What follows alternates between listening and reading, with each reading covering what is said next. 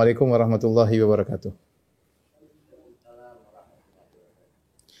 Alhamdulillahi ala ihsani wa syukru lahu ala taufiqihi wa amtinani. Asyhadu an la ilaha illallah wahdahu la syarika lahu ta'ziman li sya'ni. Wa asyhadu anna Muhammadan abduhu wa rasuluhu da'ila ridwani. Allahumma salli alaihi wa ala alihi wa ashabihi wa ikhwani.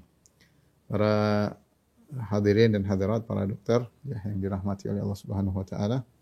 Topik yang kita bahas pada kesempatan kali ini adalah tentang orang-orang yang akan mendapat naungan di padang mahsyar.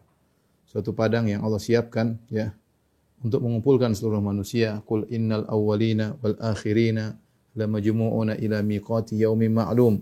Katakanlah seluruh ya manusia dari yang awal sampai yang akhir semuanya akan dikumpulkan pada hari yang telah ditentukan. Ya, hari tersebut adalah hari yang sangat dahsyat ya. Pada hari tersebut ya, Allah Subhanahu wa taala akan menurunkan matahari dalam jarak 1 mil. Rasulullah SAW bersabda, "Tuduna syamsu yaumal qiyamah minal khalqi." Bahwasanya matahari diturunkan pada hari kiamat didekatkan kepada manusia. Hatta takuna minhum kamiqdari mil, sampai ukurannya cuma jarak 1 mil. Qala Sulaim bin Amir, "Fa wallahi ma adri ma ya'ni bil mil amma safatal ardi amil mil alladhi tuktahalu bihil ain." Saya tidak tahu yang dimaksud oleh Nabi dengan al-mil adalah jarak al-mil ya sekitar 1,7 atau 1,8 kilo atau ke al-mil adalah alat yang digunakan untuk bercelak. Fa yakunu an-nasu ala qadri a'malihim. Ketika matahari sangat dekat, maka manusia kondisinya sesuai dengan kadar amalan mereka fil araq dalam masalah keringat. Keringat yang bercucuran dari tubuh mereka berdasarkan amal mereka. Faminhum man yakunu ila ka'baihi. Di antara mereka ada yang keringatnya sampai pada kedua mata kakinya. Wa minhum man yakunu ila rukbatayhi. Di antara mereka ada yang amalnya kurang sehingga kemudian keringatnya sampai pada kedua lututnya. Wa minhum man yakunu ila haqawai. Dan di antaranya ada yang keringatnya sampai pada pinggangnya. Wa minhum man yuljimuhul araqu iljaman. Dan di antara mereka ada yang keringatnya sampai di mulutnya. Wa asyara Rasulullah sallallahu alaihi wasallam biyadihi ila fih. Lantas Rasulullah SAW mengisyaratkan kepada mulutnya.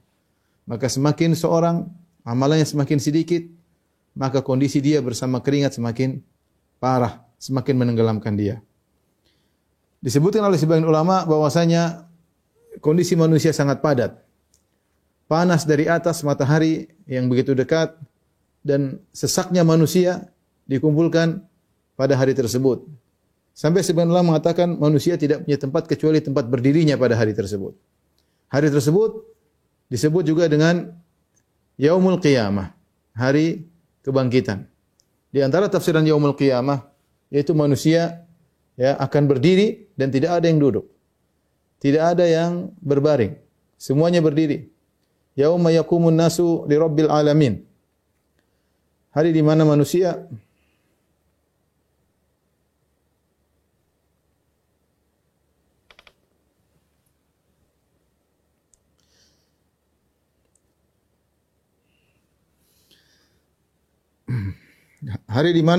akan berdiri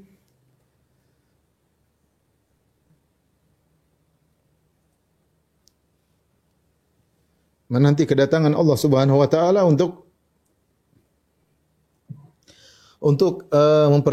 meminta pertanggungjawaban atas seluruh amalan mereka. Dan kita semua akan berada di situ.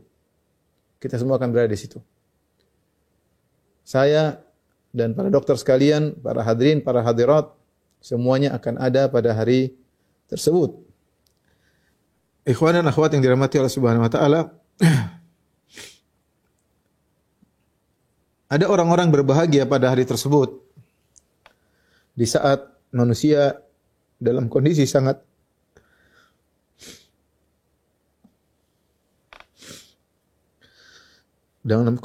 kepanasan dari arah atas, demikian juga mereka yang sesak, panas dengan keringat yang bercucuran, dengan dempet-dempet. Ada orang-orang yang bahagia di mana mereka dinaungi oleh naungan Allah Subhanahu wa taala. Nabi menyampaikan dalam hadisnya, hadis yang diriwayatkan oleh Abu Hurairah radhiyallahu anhu, Anin Nabi sallallahu alaihi wasallam qala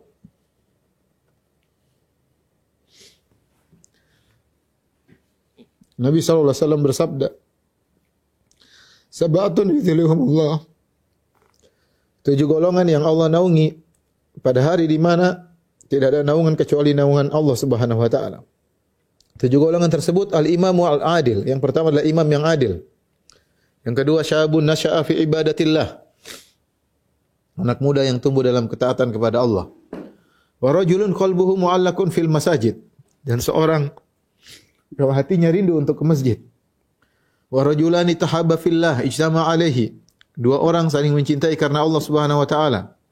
Mereka bertemu karena Allah wa tafarraqa alaihi, dan mereka berpisah karena Allah Subhanahu wa taala. Wa rajulun da'atum ra'atun dzatu mansibin wa jamalin. Seorang laki yang dirayu oleh seorang wanita yang memiliki kedudukan terpandang dan cantik jelita, faqala inni akhafullah. Maka dia berkata, aku takut kepada Allah. Wa rajulun tasaddaqa bi sadaqatin fa akhfaha. Seorang yang keenam itu seorang yang bersedekah dengan tangan kanannya lantas dia sembunyikan. Hatta la ta'lama shimaluhu ma tunfiqu yaminuhu. Sampai tangan kirinya tidak tahu apa yang diinfakkan oleh tangan kanannya. Wa rajulun dzakarallaha khaliyan fa fadat aynah. Seorang yang terakhir, yang ketujuh adalah orang yang mengingat Allah Subhanahu wa taala tatkala sendirian, maka kedua matanya berlinang air mata. Inilah hadirin hadirat yang dirahmati Allah Subhanahu wa taala. 7 orang yang berbahagia yang Allah naungi pada hari yang sangat dahsyat tersebut. Hadis ini diriwayatkan oleh Al-Imam Al-Bukhari ya, dan juga Imam Muslim, dan para ulama perhatian terhadap orang-orang ini ya. Karena datang dalam hadis-hadis yang lain ternyata bukan cuma 7, ada kelompok-kelompok yang lain juga yang ditambahkan selain 7 ini. Tapi 7 inilah yang spesial. Ya, 7 ini yang spesial Rasulullah SAW sebutkan secara khusus, sab'atun, 7 golongan. Dalam riwayat-riwayat yang lain Rasulullah SAW menyebutkan juga ada golongan-golongan lain selain 7 ini. Oleh karenanya para ulama menulis tentang buku-buku berkaitan dengan siapakah golongan-golongan yang mendapatkan naungan Allah pada hari kiamat kelak. Di antaranya Al-Imam Ibnu Hajar memiliki buku judulnya Ma'rifatul Khisal Al-Musilah ila Dhilal. Mengenal perkara-perkara yang bisa mengantarkan orang menuju pada naungan Allah pada hari kiamat kelak. Demikian juga kitab At-Tamhid Al-Farsh fi Al-Khisal Al-Mujibah ila Dhilal Al-Arsh ila Al-Dhilal Al-Arshi karangan As-Suyuti. Baik, apa yang dimaksud dengan naungan Allah? Maka ada 2 pendapat di kalangan para ulama. Maksudnya adalah naungan arsy Allah sebagaimana dalam riwayat yang lain. Ya fi dhilli arsyihi, yaitu di bawah naungan arsy Allah Subhanahu wa taala. Yang kedua, pendapat yang kedua mengatakan dimaksud dengan naungan Allah adalah naungan yang Allah ciptakan. Yang Allah ciptakan untuk menaungi orang-orang spesial tersebut. Bukan maksudnya naungan zat Allah, bukan, tetapi adalah naungan yang Allah ciptakan.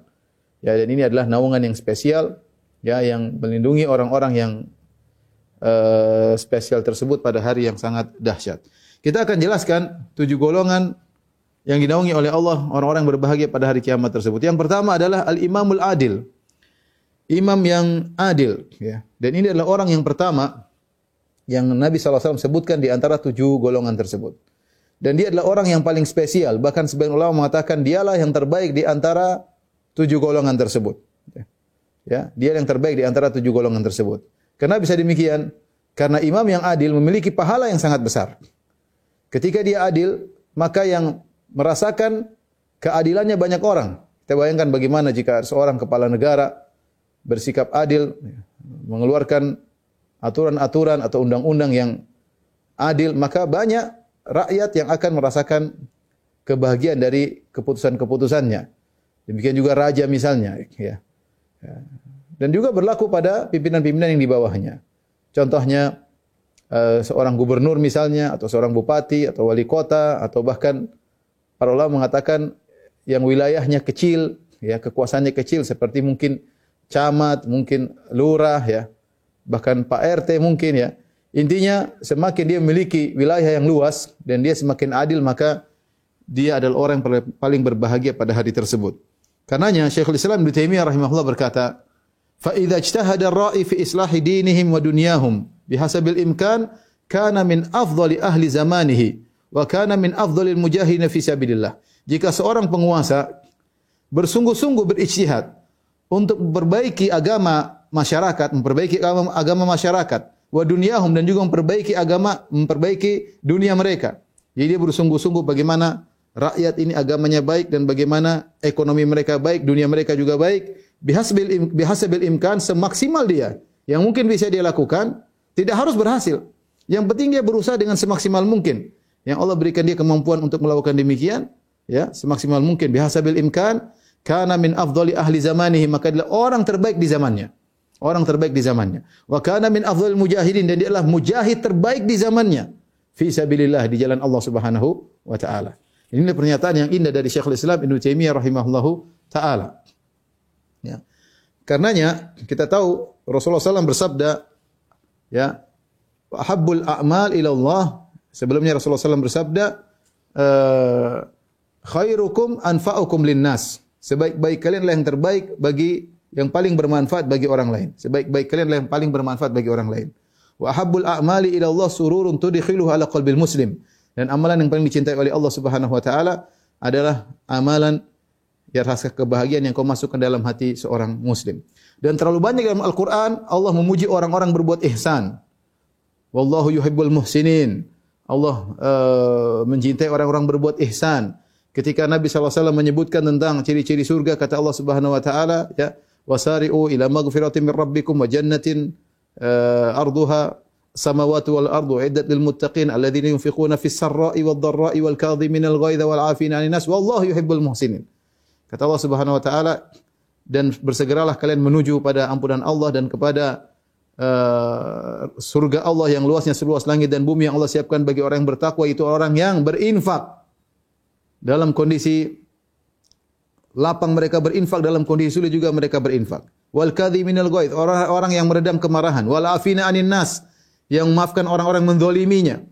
Wallahu yuhibbul muhsinin, sungguhnya Allah mencintai orang yang berbuat ihsan. Maksudnya mereka berbuat baik kepada selain mereka, kepada masyarakat.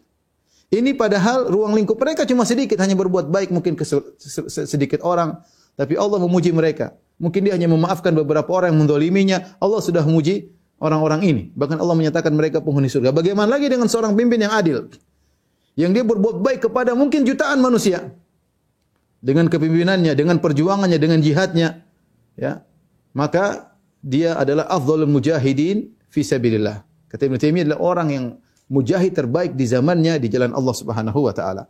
Maka saya motivasi kepada para pejabat, ya, para penguasa untuk mencari naungan Allah dengan berbuat sebaik-baiknya, menjadi pemimpin yang terbaik untuk rakyat. Semaksimal mungkin. Semaksimal mungkin. Berusaha, berijtihad, berdoa kepada Allah agar dimudahkan untuk bisa memberi pelayanan kepada masyarakat dengan sebaik-baiknya. Ya.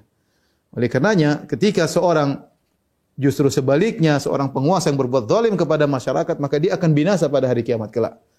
Kalau ada orang mencuri, satu orang, paling dia mencuri, yang menurut dia pada hari kiamat orang yang dia curi tersebut.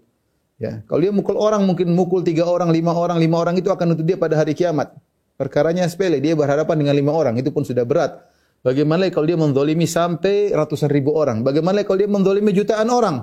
Dia akan binasa pada hari kiamat kelak. Yang nuntut dia sangat banyak. Yang nuntut dia sangat banyak, dia akan binasa pada hari tersebut. Allah mengatakan, Anal Malik, aina mulukul ard? Aku adalah raja, Malik Yaumiddin, raja penguasa hari pembalasan. Mana raja-raja dunia?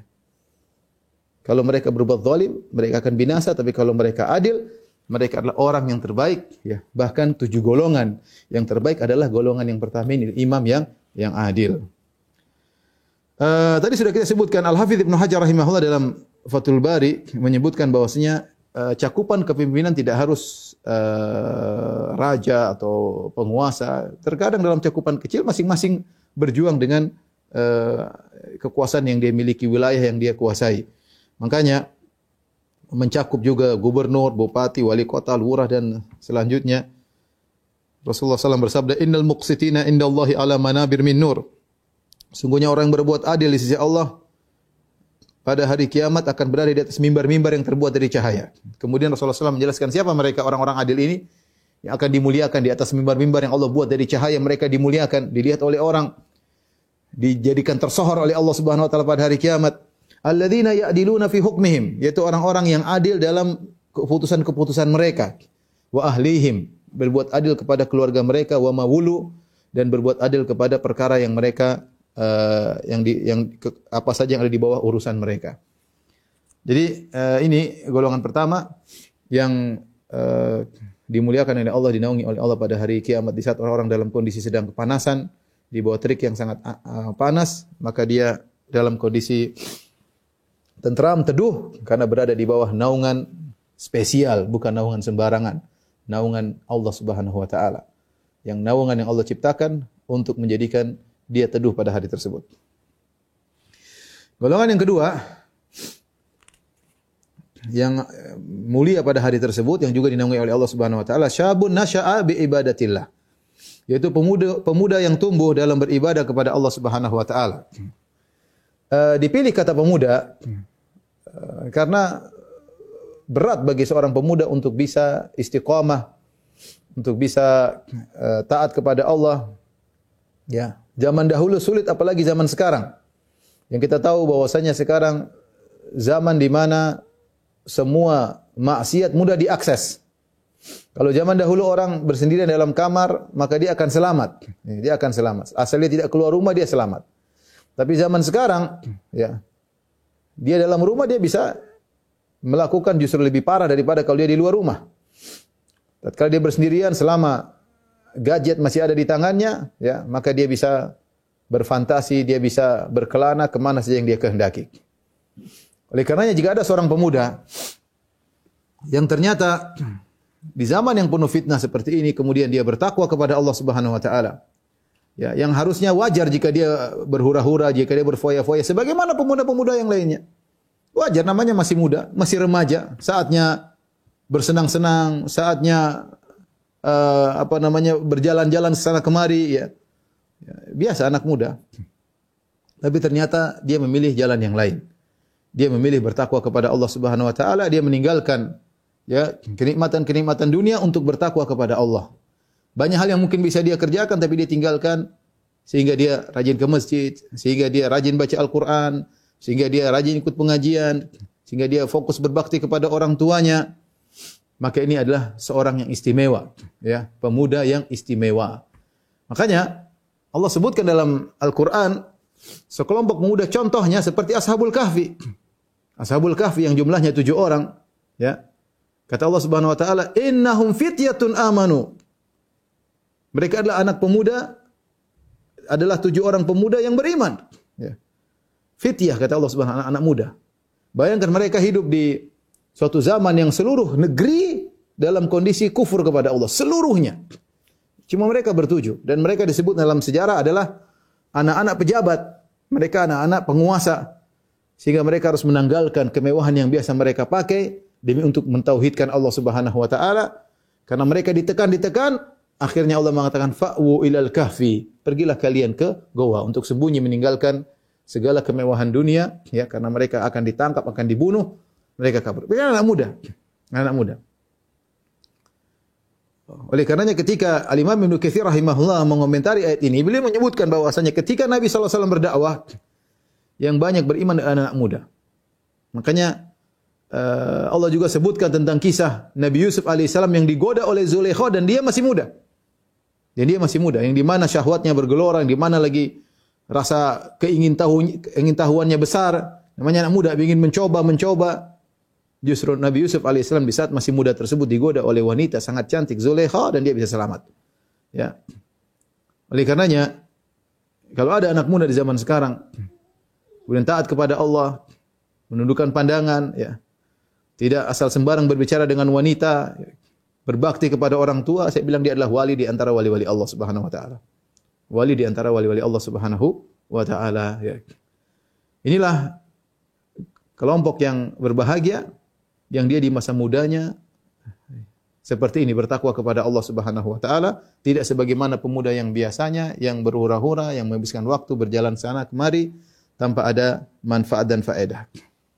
Alhamdulillah kita bahagia sekarang, banyak anak muda ya yang mulai berhijrah, kenal ngaji, alhamdulillah ya. Dan semoga Bapak juga, para dokter juga pernah muda, mudah-mudahan waktu mudanya juga luar biasa. Semoga kita semua termasuk dari golongan ini ya. Amin ya rabbal alamin. Kemudian yang ketiga, saya mau bilang Bapak, Pak dokter kayaknya memang masih muda sekarang ya, belum tua ya. Mungkin sekarang masih muda ya, sudahlah.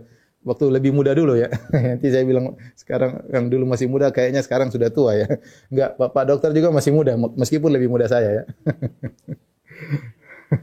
Baik, kita lanjutkan yang ketiga, wa rajulun qalbuhu mu'allakun fil masajid.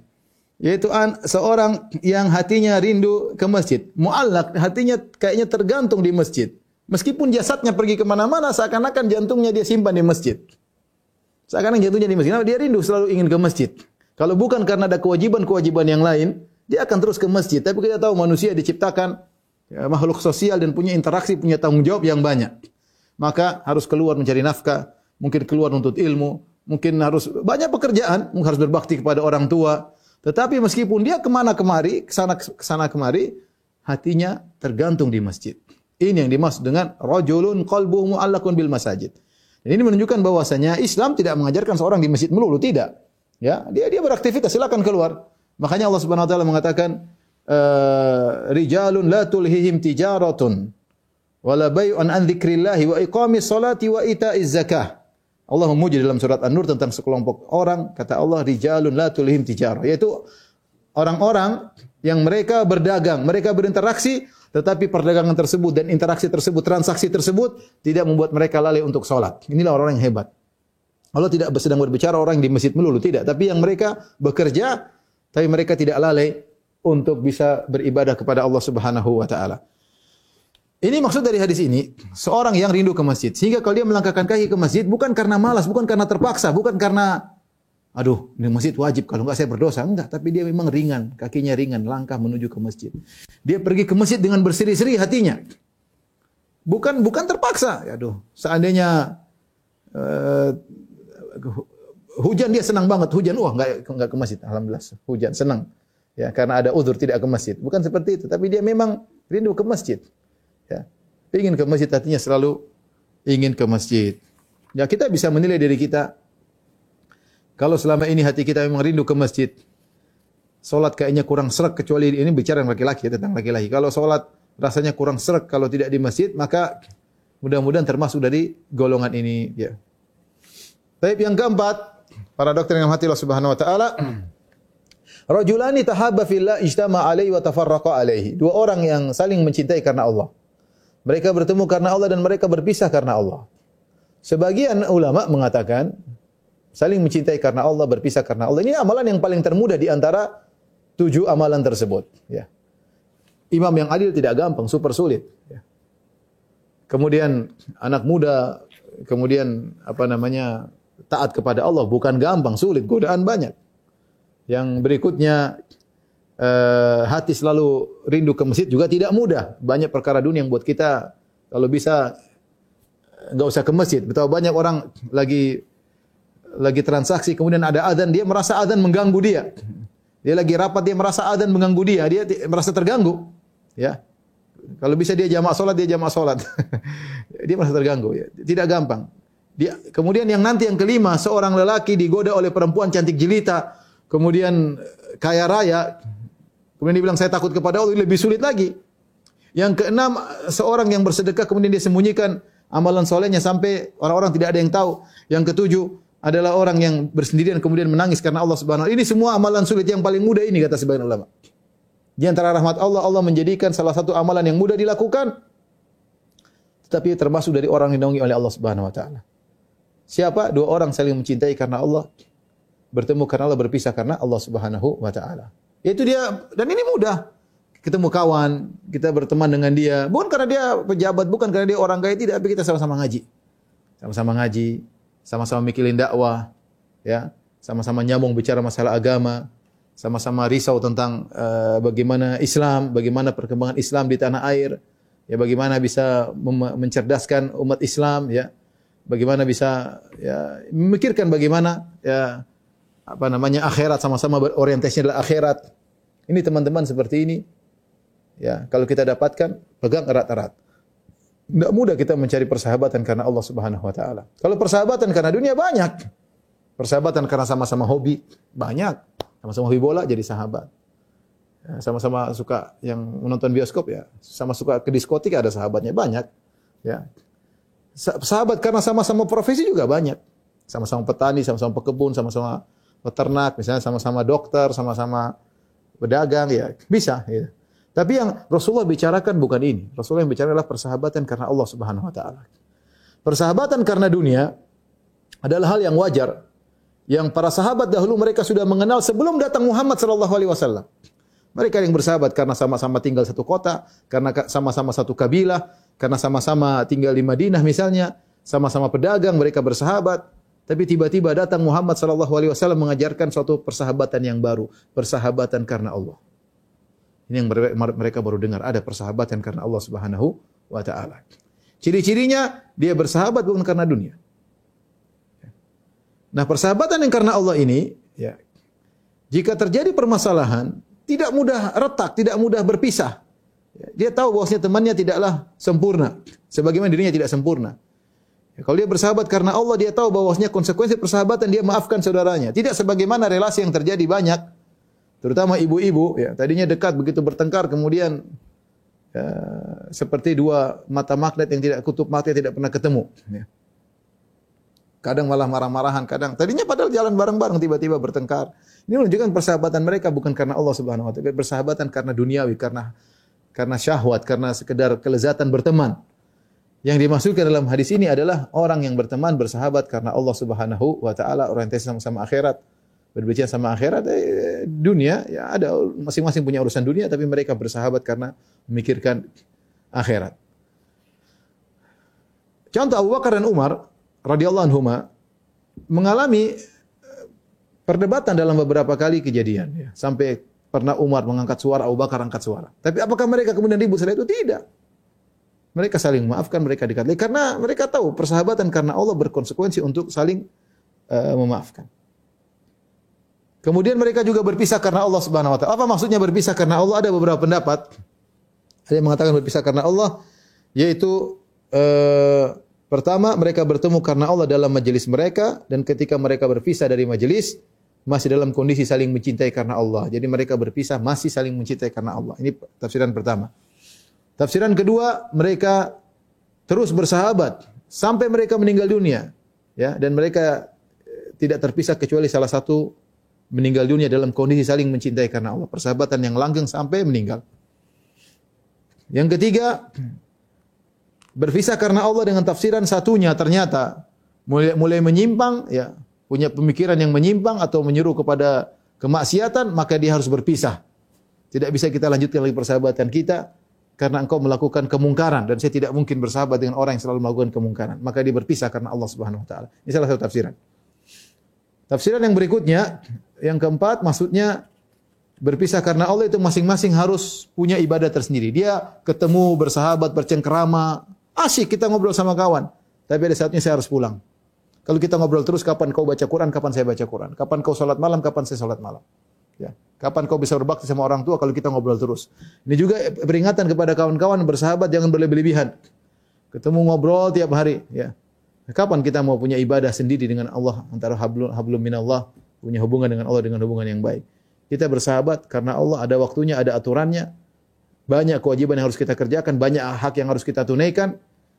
Di antaranya kita berusaha untuk bisa berkhulwat, berdua-duaan dengan Allah dengan ibadah antara kita dengan Allah Subhanahu wa taala.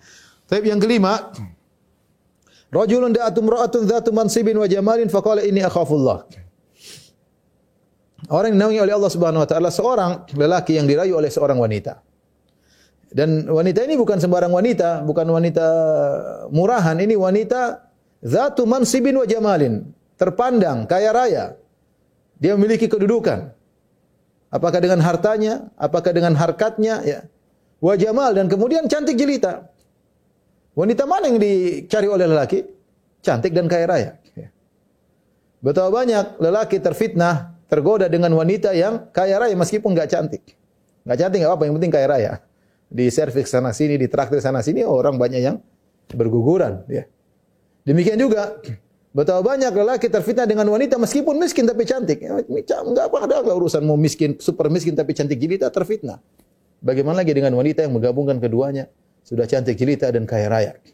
Betapa banyak lelaki bangga punya pacar orang kaya meskipun itu ceweknya enggak cantik, tapi kaya raya, dia bangga. Ya, sebagaimana betapa banyak lelaki bangga punya cewek cantik meskipun miskin, meskipun dari orang jalanan, meskipun dari keluarga miskin. Bagaimana lagi jika tergabung keduanya, kaya raya dan cantik jelita. Siapa yang bisa kuat digoda oleh wanita seperti ini? Ya. Mungkin kondisi seperti ini tidak bisa dialami oleh semua orang.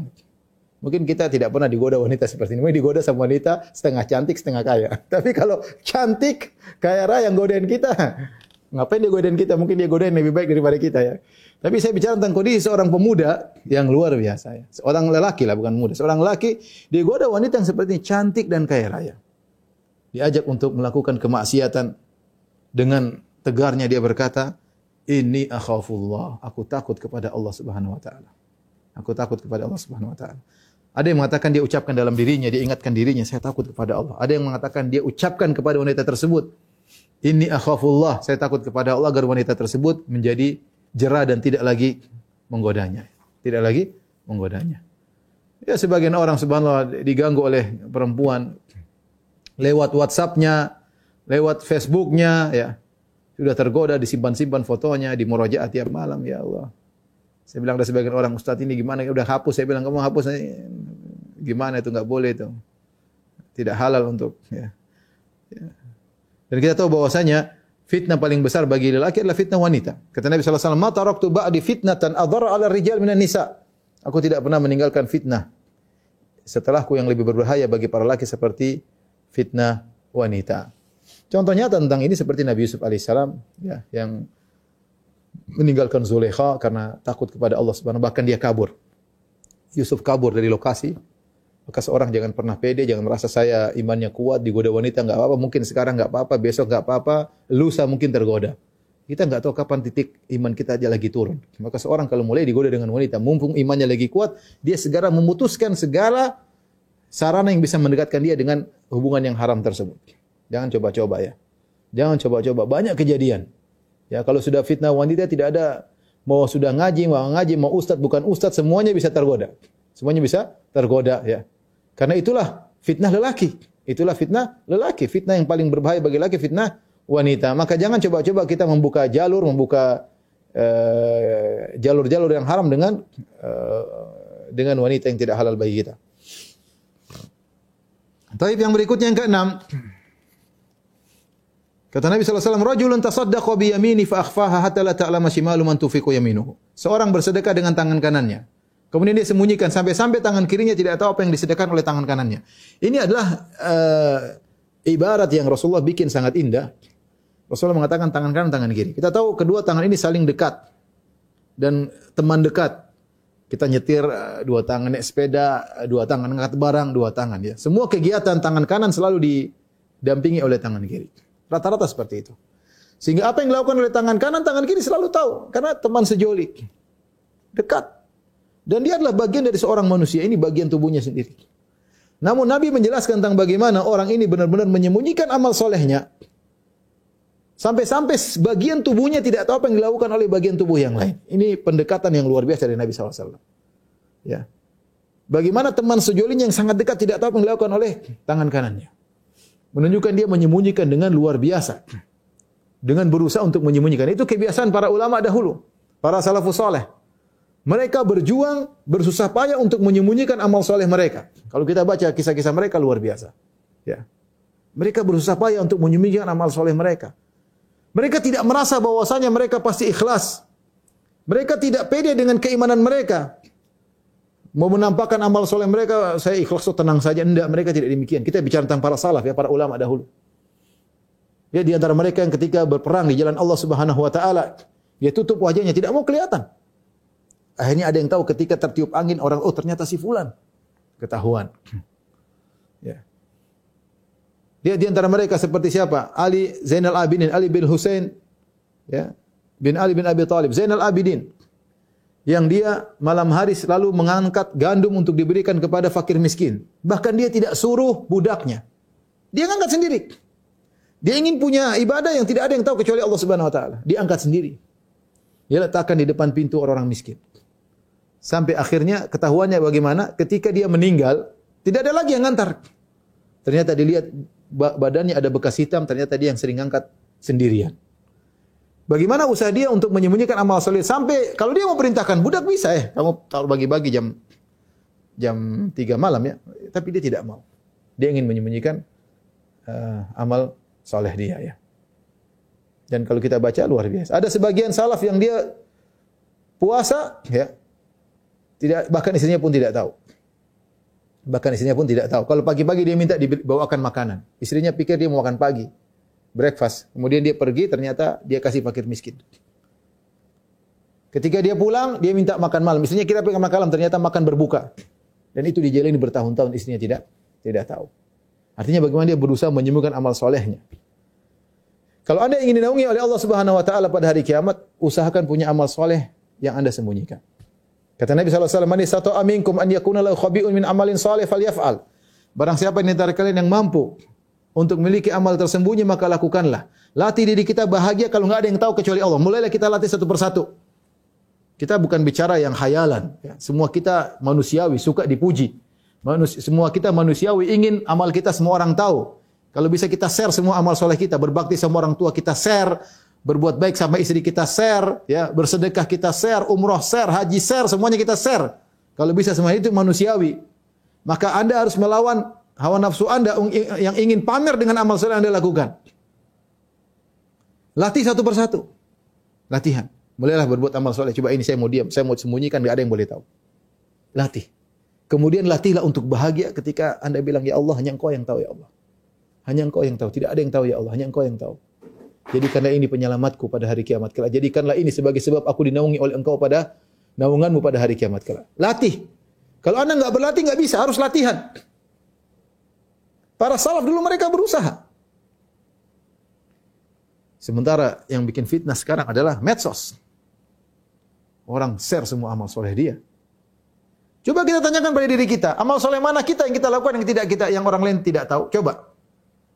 Anda tanya, saya tidak bilang Anda, saya bilang kita. Tanyakan kepada diri kita sendiri. Mana amal soleh kita yang tahu hanya Allah? Coba cek. Adakah satu atau dua? Atau semua yang kita lakukan, semua orang pasti ada yang tahu. Entah orang dekat, entah teman, entah semua. Mana amal soleh kita yang kita lakukan, tidak ada yang tahu kecuali Allah Subhanahu wa taala. Latih. Itu amal yang paling bermanfaat, bisa menyelamatkan seorang pada hari kiamat kelak, di antaranya di padang mahsyar, ya. Subhanallah, sebagian orang tadi terfitnah dengan medsos. Dia berbakti sama orang tua, luar biasa. Kemudian dia share, "Alhamdulillah pagi hari ini saya telah menemani ibu saya telah inilah, saya telah..." Ya, kita tidak nuduh orang ya. Kita bilang, jaga amal solehmu. Kalau kau sembunyikan lebih baik daripada kau share. Kalau kau sembunyikan, pintu riya sulit untuk masuk kepada engkau, ya, untuk kau masuki. Ya, setan bingung menggodamu. Tapi kalau kau share, sangat mudah dirimu untuk tertimpa dengan penyakit riya.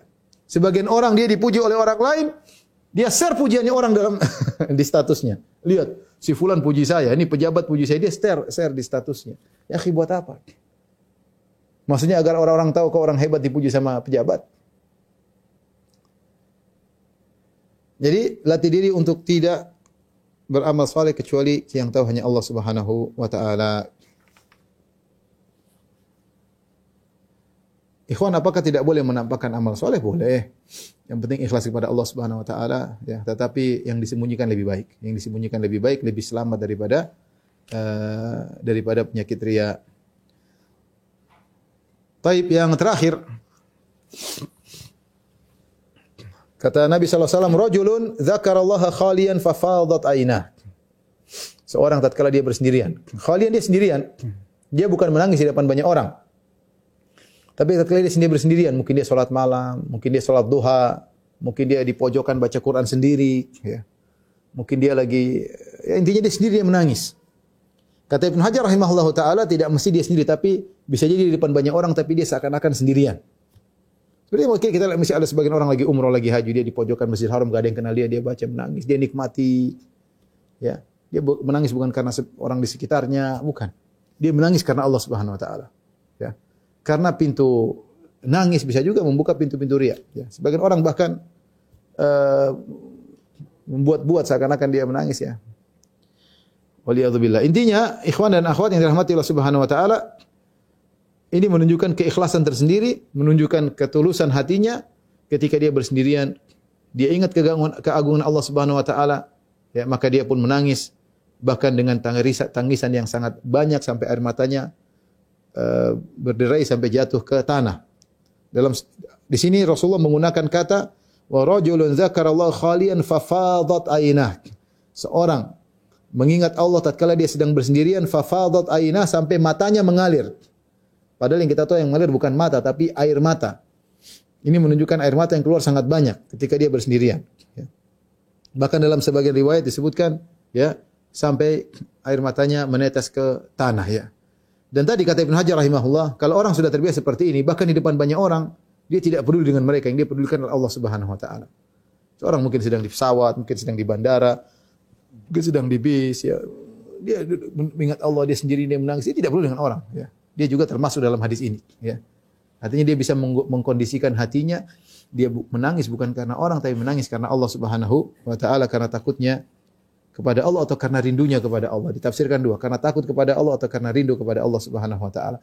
Inilah ikhwan dan akhwat yang rahmati Allah Subhanahu wa taala, 7 golongan yang Allah naungi pada hari kiamat kelak. Ada catatan, beberapa catatan yang harus diketahui. Yang pertama, ketika Nabi SAW menyebutkan dalam hadis-hadis ini rajulun, lelaki, kata para ulama tidak ada mafhumnya, artinya masuk dalamnya juga wanita. Oleh karenanya kalau ada wanita yang memiliki misalnya dia mudirah, misalnya kepala sekolah untuk sekolah wanita, kemudian dia adil, dia juga masuk dalam hadis ini. Contohnya juga wanita muda yang di masa muda kemudian dia taat kepada Allah, maka juga masuk dalam hadis ini. Contohnya juga 2 wanita yang saling berteman karena Allah, berpisah karena Allah, juga masuk dalam hadis ini. Kemudian berkaitan dengan masjid memang sulit karena asalnya wanita lebih baik di rumah daripada di masjid. Salatnya di rumah lebih afdal daripada salatnya di masjid. Tapi kata Syekh Utsaimin rahimahullah, seandainya kita bawakan maknanya lebih luas, artinya kalau lelaki rindu ke masjid, wanita ini rindu untuk salat. Dan wanita yang rindu untuk salat kelihatan, dia salat dengan menikmati salat tersebut. Dia salat dengan menikmati, dia salat qobliyah, dia salat kemudian dia salat ba'diyah, dia nikmati salat tersebut. Dia tunggu-tunggu kapan waktu duha untuk dia salat. Dia tunggu-tunggu kapan waktu, meskipun tidak ke masjid. Syekh Utsaimin membawakan mungkin maksudnya kalau wanita seperti ini rindu untuk segera melaksanakan salat. Tidak seperti sebagian wanita, sebagian ibu-ibu yang salatnya sangat cepat, tapi ketika kalau sudah lihat medsos sangat lama, ya. Kalau sudah di hadapan Instagram, di hadapan Facebook, Masya Allah betah. Tapi kalau sholat pengen cepat-cepat. Bahkan Assalamualaikum langsung buka Instagram. Dia tidak menikmati sholat tersebut. Maka bukan dari golongan 7 ini. Kemudian demikian juga wanita yang digoda oleh laki tampan dan kaya raya. Kemudian dia berkata, saya takut kepada Allah. Ya, ini juga masuk dalam golongan ini. Demikian juga wanita yang bersedekah. Dan dia diam-diam, dia sembunyikan sedekahnya sampai tidak ada yang tahu kecuali Allah Subhanahu wa taala. Kemudian juga wanita yang bersendirian, dia ingat Allah, kemudian dia pun menangis karena Allah Subhanahu wa taala, karena takut kepada Allah atau karena rindu kepada Allah Subhanahu wa taala. Catatan berikutnya, lafal 7 tidak juga memberikan mafhum, artinya tidak terbatas pada 7 tersebut. Ya, para ulama menyebutkan ada amalan-amalan lain yang juga menunjukkan pelakunya dinaungi oleh Allah pada hari kiamat kelak. Di antaranya Ibnu Hajar dalam Fathul Bari menyebutkan ada amalan-amalan lain yang dihimpun dalam suatu bait syair. Kata Ibnu Hajar rahimahullah taala, wazid sab'atan idlala ghazin wa aunahu wa indhara dhi usrin wa takhfifa himlihi wa irfada dhi ghurmin wa auna mukatabin wa tajira sidqin fil maqali wa fi'lihi. Dan tambahkanlah dari 7 tersebut amalan yang lain. Di antaranya menaungi dan menolong seorang yang sedang berjihad. Dinaungi, diberikan peralatan untuk berjuang di jalan Allah, dinaungi keluarganya. Ini juga termasuk dinaungi pada hari kiamat kelak, membantu orang yang sedang berjihad di jalan Allah Subhanahu wa taala. Yang berikutnya, memberikan tempo tambahan bagi orang terlilit hutang atau meringankan hutangnya. Orang itu punya hutang sama kita. Dia susah bayar, kita bilang enggak apa-apa, nanti lain kali aja. Atau kita bilang sudah kau bayar 50% saja. Ini juga termasuk perkara yang dinaungi oleh Allah pada hari kiamat kelak. Pelakunya dinaungi oleh Allah pada hari kiamat kelak. Kemudian juga di antaranya membantu orang yang memiliki hutang untuk membayarkan hutangnya. Ada orang punya hutang, dia enggak bisa bayar, kita bayarkan. Udah saya yang bayarkan aja. Kalau bisa semuanya alhamdulillah, kalau enggak sebagiannya. Makanya kata Nabi sallallahu alaihi wasallam, wa ahabbul a'mali ila Allah sururun tudkhilu ala qalbi muslim. Amalan yang paling dicintai oleh Allah adalah rasa bahagia yang kau berikan kepada hati seorang muslim. Di antaranya au taqdi anhu dainan, atau kau lunaskan hutang-hutangnya. Ya, kita punya kawan dekat, kita tahu orang itu bertakwa kepada Allah, dia sudah berusaha semaksimal mungkin, ternyata tidak mampu, kita lunaskan hutangnya. Kalau memang kita mampu, kalau enggak separohnya semampu kita. Ya. Kemudian di antaranya juga adalah membantu seorang budak mukatab. Mukatab adalah di zaman dahulu ada seorang budak yang dia bikin perjanjian sama tuannya, sama pemiliknya, majikannya. Dia bilang, "Tuan, saya adalah milik kamu, tapi saya ingin beli diri saya. Kau hargai saya berapa?" Maka misalnya tuannya bilang, "Kau boleh bebas dengan bayar 1.000 dinar." Maka dia bekerja. Dia cari uang 1.000 dinar, kemudian dia serahkan kepada majikannya, maka dia bebas. Nah, di antara amalan yang buat seorang bisa dinaungi pada hari kiamat kelak, dibayarkan dia. Berapa utang muslim 500 dinar, dibayarin agar dia merdeka. Ini juga membuat pelakunya dinaungi oleh Allah pada hari kiamat kelak. Kemudian di antaranya seorang pedagang yang jujur dalam perkataan perbuatannya. Ini pedagang yang jujur sangat sulit, ya. Zaman sekarang. Ya. Sangat sulit, ya. Saya katakan juga termasuk para dokter. Ya, mohon maaf para dokter, ya. Terutama amanah kepada pasien. Ya. Hati-hati dalam masalah memberi obat. Ya. Kalau ada obat yang bagus, kasih yang bagus. Jangan pilihkan obat yang mahal, yang kita ambil keuntungan, sementara ada obat yang lebih baik daripada itu. Ya, hati-hati ya. Kita harus amanah sama pasien. Ya. Karena memang banyak yang waspada saja. Saya tidak ini, tapi waspada saja. Kita berusaha amanah, jujur kepada pasien, itu pintu kita untuk dinaungi oleh Allah pada hari kiamat kelak. Kalau memang ada obat yang baik, lebih murah, suruh beli yang murah aja. Ya. Kalau memang sama, tidak apa-apa. Kalau sama memang kualitasnya, harganya mirip-mirip, tidak ada masalah. Kita kerjasama dengan penjual obat. Tapi kalau ternyata ada yang lebih murah, sebagai bentuk amanah, seandainya kita yang jadi pasien, apa yang kita inginkan? Kita inginkan dapat obat yang sesuai, yang murah, yang bisa menyembuhkan. Ini di antara riwayat-riwayat yang menunjukkan ada amalan-amalan lain selain 7 golongan yang dinaungi oleh Allah Subhanahu wa taala. Kemudian di antara juga ya, dalam hadis yang lain juga tentang sedekah, ada datang riwayat khusus bahwasanya sedekah menaungi orang pada hari kiamat kelak. Kata Nabi sallallahu alaihi wasallam, "Kullu mri'in fi dhilli shadaqatihi hatta yufsala bainan nas." Setiap orang akan di bawah naungan sedekahnya sampai Allah beri keputusan menghukum di antara manusia. Jadi kalau kita punya sedekah, semakin banyak sedekah kita, maka naungan kita semakin rindang, kita semakin teduh. Maka seorang jangan ragu-ragu untuk sedekah. Orang yang sedekah itu berbuat baik pada dirinya sendiri. Orang yang pelit sedekah, itu dia pelit pada dirinya sendiri. Kata Allah Subhanahu wa taala, "Wa may yabkhal fa innama yabkhalu ala nafsi." Wa may yabkhal fa innama yabkhalu an nafsi. Siapa yang pelit, sungguhnya dia pelit terhadap dirinya sendiri. Anda ingin susah hari kiamat? Udah, kalau Anda enggak ingin susah, sedekah. Ini aset bagi Anda di akhirat. Sedekah akan datang menaungi Anda pada hari kiamat. Yang penting ikhlas kepada Allah Subhanahu wa taala. Bukan untuk ujub, bukan untuk bangga-banggaan. Kemudian di antaranya seperti membaca surat Al-Baqarah dan Ali Imran. Kata Nabi sallallahu alaihi wasallam, "Iqra'ul Qur'an fa innahu ya'ti yaumal qiyamah syafi'an li ashabihi."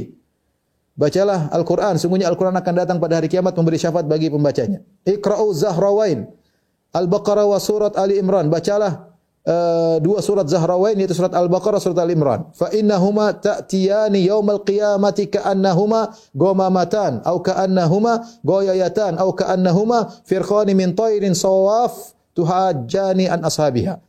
Maka dua surat ini akan datang pada hari kiamat, ya, seperti awan, ya, yang menaungi pembacanya, atau seperti dua kelompok burung yang sedang terbang dalam formasi hendak membela pembacanya. Ya, jadi akan menjadi naungan pada hari kiamat kelak, ya. Ini di antara amalan-amalan yang bisa menaungi seorang pada hari kiamat kelak. Wallahu a'lam bishawab. Demikian saja para dokter apa yang saya sampaikan. Mohon maaf atas segala kekurangan. Semoga majelis kita ini diberkahi oleh Allah Subhanahu wa taala dan sebab agar kita diampuni dosa-dosanya oleh Allah Subhanahu wa taala. Kurang lebihnya saya mohon maaf. Wabillahi taufiq wal hidayah. Assalamualaikum warahmatullahi wabarakatuh.